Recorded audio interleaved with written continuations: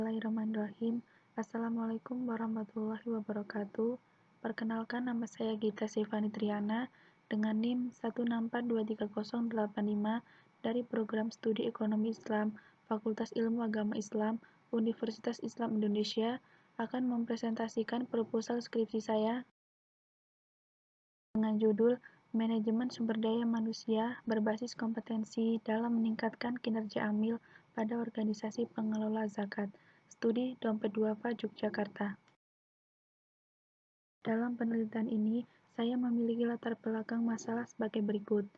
Zakat merupakan harta yang wajib diberikan oleh seorang muslim maupun badan usaha untuk diserahkan kepada yang berhak menerima zakat tersebut sesuai dengan syariat Islam. Telah diketahui bahwa betapa pentingnya zakat yang merupakan suatu kewajiban untuk umat Islam dalam menyempurnakan syariat Islam.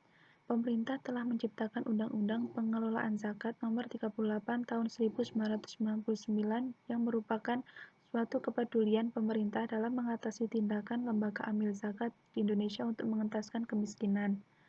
Bagi bangsa Indonesia yang mempunyai jumlah umat Islam terbesar di dunia memiliki potensi yang sangat besar, sehingga mampu untuk menghimpun harta zakat dalam jumlah yang cukup banyak. Basnas menjelaskan bahwa potensi zakat nasional mencapai 217 triliun rupiah, tetapi pada potensi zakat di Indonesia tersebut pada kenyataannya masih terjadi ketimpangan yang terlalu jauh, atau masih hanya sebatas potensi dan belum menjadi realitas. Salah satu permasalahan yang terjadi di Indonesia yaitu rendahnya atau kurangnya kompetensi amil pada lembaga pengelola zakat yang ada di Indonesia. Rendahnya kompetensi amil disebabkan karena banyaknya di antara amil zakat yang dipilih dari anggota masyarakat yang tidak mempunyai latar belakang pengetahuan dan keahlian mengenai pengelolaan zakat. Minimnya kompensasi yang diberikan kepada amil mengakibatkan daya tarik OPZ terhadap tenaga kerja yang berkualitas dan profesional menjadi rendah, serta kurangnya pengembangan kualitas amil yang mengakibatkan tidak seimbang antara tantangan permasalahan dan tuntutan pelaksanaan tugas dengan kemampuan amil.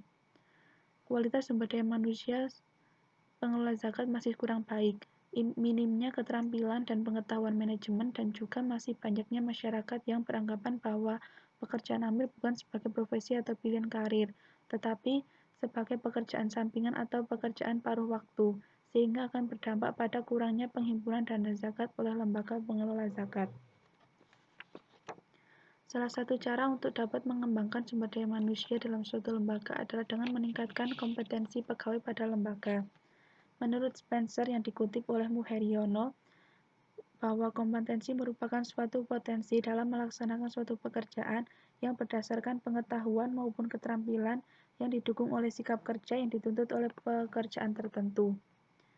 Lembaga Amil Zakat adalah suatu organisasi pengolah zakat yang didirikan oleh masyarakat, yang dibina serta dilindungi oleh pemerintah. Tugas dari LAS yaitu untuk mengelola dana zakat yang sesuai dengan aturan agama. Salah satu lembaga amil zakat yang bertugas untuk mengelola dana zakat yaitu Lembaga Amil Zakat Dompet Duafa. Dengan adanya Dompet Duafa tersebut dapat membantu pemerintah dalam mengurangi tingkat kemiskinan masyarakat.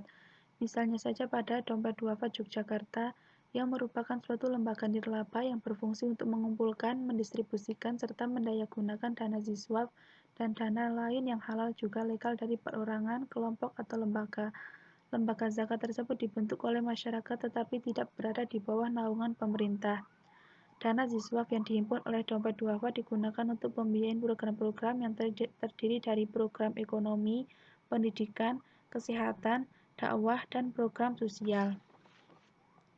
Pada penelitian awal yang dilakukan di Dompet Duafa Yogyakarta, bahwa amil atau karyawan Dompet Duafa Yogyakarta rata-rata bukan dari jurusan ilmu agama, melainkan dari berbagai jurusan lain, sehingga amil yang bukan dari jurusan ilmu agama harus mengulang dan mempelajari kembali teori-teori mengenai pengelolaan zakat dan lain sebagainya yang berhubungan dengan keagamaan.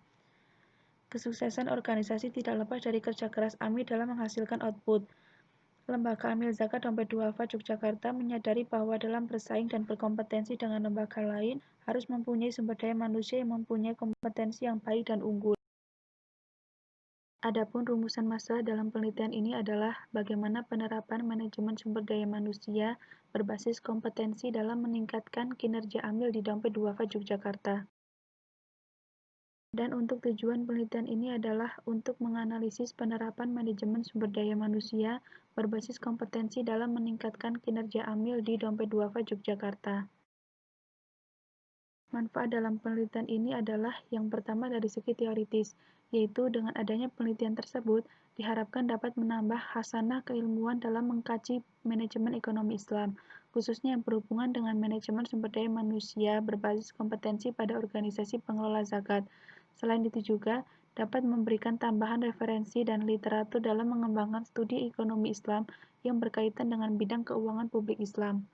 Yang kedua dari segi praktis, dengan adanya penelitian ini dapat menambah wawasan dan pengetahuan peneliti agar dapat menjadi rujukan bagi peneliti dan peneliti selanjutnya agar terus dapat mengimplementasikan ilmu yang telah diperoleh dalam masyarakat. Yang kedua bagi pembaca, penelitian ini diharapkan dapat memberikan informasi tambahan yang berguna bagi pembaca serta dapat memberikan pemahaman untuk pihak-pihak yang memiliki persoalan yang sama atau juga akan mengadakan penelitian selanjutnya. Dan terakhir sebagai bahan masukan atau rujukan bagi lembaga pengelola zakat dalam melaksanakan perekrutan dan pengembangan terhadap amil zakat dalam meningkatkan kemajuan dan perkembangan personalnya sehingga akan memberikan kontribusi yang baik pada dunia ketenagakerjaan yang ada pada lembaga zakat. Dalam penelitian ini terdapat beberapa landasan teori. Yang pertama, teori manajemen sumber daya manusia merupakan salah satu bidang dari manajemen umum yang terdiri dari segi perencanaan, pengorganisasian, pelaksanaan, dan pengawasan. Sedangkan dalam Islam, manajemen sumber daya manusia merupakan suatu pengelolaan untuk memperoleh hasil yang maksimal dalam hal mencari ridha Allah Subhanahu wa Ta'ala. Maka dari itu, segala langkah yang akan diambil dalam melaksanakan manajemen tersebut haruslah berdasarkan aturan Allah Subhanahu wa Ta'ala. Dalam hal ini, bagian yang mengurusi SDM adalah Departemen Sumber Daya Manusia atau yang biasa disebut dengan HRD. Manajemen sumber daya manusia dalam menjalankan fungsinya akan menempatkan para pekerja ke berbagai bidang pada organisasi sesuai dengan kemampuan yang dimilikinya. Teori yang kedua yaitu teori kompetensi. Menurut Spencer, menjelaskan bahwa kompetensi merupakan kemampuan dalam melaksanakan tugas atau pekerjaan secara efektif yang berdasarkan pengetahuan, keterampilan, dan sikap yang menjadi karakteristik dari seorang individu. Sedangkan dalam Islam, kompetensi merupakan unsur kemaslahatan yang dapat menentukan baik buruknya hasil pekerjaan oleh seseorang sesuai dengan kompetensi yang dimilikinya. Kompetensi sumber daya manusia dalam Islam harus berlandaskan pada sifat Nabi Muhammad yaitu sidik, amanah, fatonah, tabligh. Menurut Spencer yang dikutip oleh Muharriono, terdapat beberapa bentuk karakteristik yaitu motif, watak, konsep diri, pengetahuan, keterampilan. Sedangkan faktor-faktor yang mempengaruhi kompetensi yaitu adanya keyakinan dan nilai-nilai, keterampilan, pengalaman, karakteristik kepribadian, dan motivasi. Yang selanjutnya yaitu teori manajemen sumber daya manusia berbasis kompetensi. Menurut Siswanto, manajemen sumber daya manusia berbasis kompetensi merupakan suatu proses perencanaan, pengorganisasian, pelaksanaan, dan pengawasan kegiatan tenaga kerja yang diawali dengan rekrutmen hingga pensiun, yang mana proses pengambilan keputusannya berdasarkan terhadap informasi kebutuhan, kompetensi jabatan, dan kompetensi individu dalam mencapai tujuan organisasi. Menurut Muharriono, menjelaskan bahwa penerapan MSDM berbasis kompetensi meliputi rekrutmen dan seleksi, pelatihan dan pengembangan, pengembangan karir, manajemen kinerja, dan kompensasi. Yang pertama ada rekrutmen dan seleksi. MSDM berbasis kompetensi dalam proses rekrutmen dan seleksi merupakan sebuah cara atau metode untuk melaksanakan pemilihan karyawan secara tepat dengan melalui penilaian kesesuaian kompetensi yang dibutuhkan oleh organisasi sesuai dengan kompetensi yang dimiliki yang bertujuan untuk mencapai visi, misi, dan tujuan organisasi. Yang selanjutnya ada pelatihan dan pengembangan. Pelatihan merupakan suatu proses melatih karyawan yang baru atau karyawan lama yang akan memperoleh penempatan baru dengan diberikannya keterampilan untuk melakukan pekerjaan. Sedangkan pengembangan merupakan suatu upaya manajemen yang dilakukan secara terencana dan dilakukan secara berkesinambungan untuk meningkatkan kompetensi karyawan. Tujuan diadakannya pelatihan dan pengembangan berbasis kompetensi yaitu untuk dapat membantu organisasi untuk menetapkan program pelatihan dan pengembangan yang lebih terorganisasi. Yang selanjutnya ada pengembangan karir. Pengembangan karir dalam hal ini didefinisikan sebagai usaha untuk mengembangkan dan meningkatkan kinerja karyawan dengan melalui pola pikir yang sesuai antara kompetensi yang dimiliki oleh karyawan dengan kompetensi jabatan pada organisasi. Yang selanjutnya ada manajemen kinerja, merupakan suatu pendekatan dalam memperbaiki kinerja dengan proses yang berkesinambungan dalam menetapkan sasaran-sasaran kinerja, mengukur kinerja, mengumpulkan, menganalisis, melaporkan data kerja untuk memacu perbaikan kinerja. Pada dasarnya, manajemen sumber daya manusia berbasis kompetensi ini bertujuan untuk meningkatkan kinerja individu dan organisasi, yang mana salah satunya dengan melalui manajemen kinerja berbasis kompetensi yang berguna dalam praktek-praktek MSDM. Pada pelaksanaannya, manajemen kinerja ini dalam meningkatkan kinerja karyawan terdiri dari 3 fase, yaitu perencanaan kinerja, pembinaan kinerja, dan evaluasi. Yang terakhir ada kompensasi, merupakan pemberian imbalan jasa yang layak dan adil terhadap karyawannya, karena mereka telah memberikan sumbangan kepada pencapaian organisasi, yaitu dalam bentuk seperti uang, yaitu dapat berupa gaji, upah, bonus, tunjangan seperti tunjangan kesehatan, hari raya, uang makan, dan lain sebagainya. Kaitannya antara aspek kompetensi dengan sistem kompensasi yang menjadi topik paling banyak dibahas di dalam lingkungan SDM akhir-akhir ini. Dengan hilangnya struktur manajemen tradisional dan berubahnya faktor-faktor yang berhubungan dengan kompensasi, maka organisasi mengupayakan menemukan sistem pengupahan yang adil dan juga tepat. Dalam penggunaan kompensasi sebagai dasar utama dalam pengambilan keputusan sedang banyak dipertimbangkan. Teori antara yaitu teori kinerja, merupakan hasil kinerja karyawan dalam menjalankan tugasnya sesuai dengan tanggung jawab dalam periode tertentu sesuai dengan kriteria atau standar yang telah disepakati. Faktor-faktor yang mempengaruhi kinerja yaitu efektivitas dan efisien, otoritas atau wewenang, faktor internal, dan ada faktor eksternal.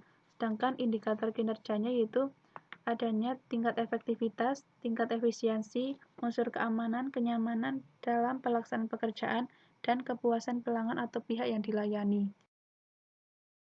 Nah, yang selanjutnya kita akan memasuki pada metode penelitian. Dalam penelitian ini, peneliti menggunakan metode penelitian kualitatif deskriptif. Mengapa peneliti menggunakan metode tersebut?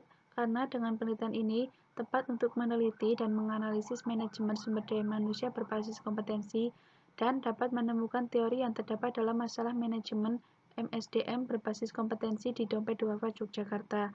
Selain itu juga untuk mengumpulkan data-data dan menguraikan secara keseluruhan sesuai dengan masalah yang akan dianalisis. Maksudnya, peneliti akan menganalisis secara mendalam mengenai manajemen SDM di Dompet Duafa Yogyakarta. Selanjutnya, pada lokasi penelitian dan waktu pelaksanaan penelitian. Lokasi dalam penelitian ini adalah Dompet Duafa Yogyakarta yang berada di Jalan Hos Cokro Aminoto nomor 146 Tegalrejo, Yogyakarta.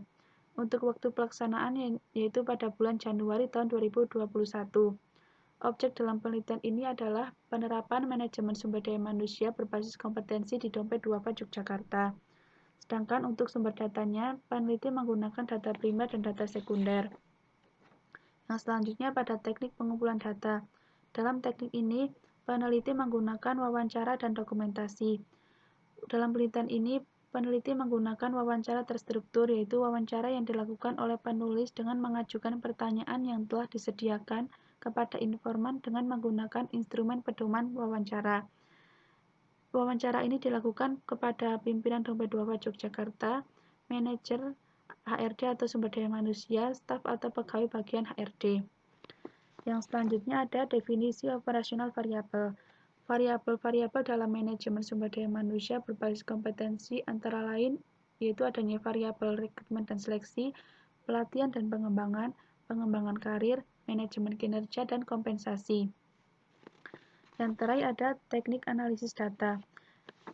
Dalam penelitian ini, peneliti menggunakan langkah-langkah dari Mills dan Huberman sebagai berikut, yaitu reduksi data, penyajian data, dan penarikan kesimpulan. Assalamualaikum warahmatullahi wabarakatuh.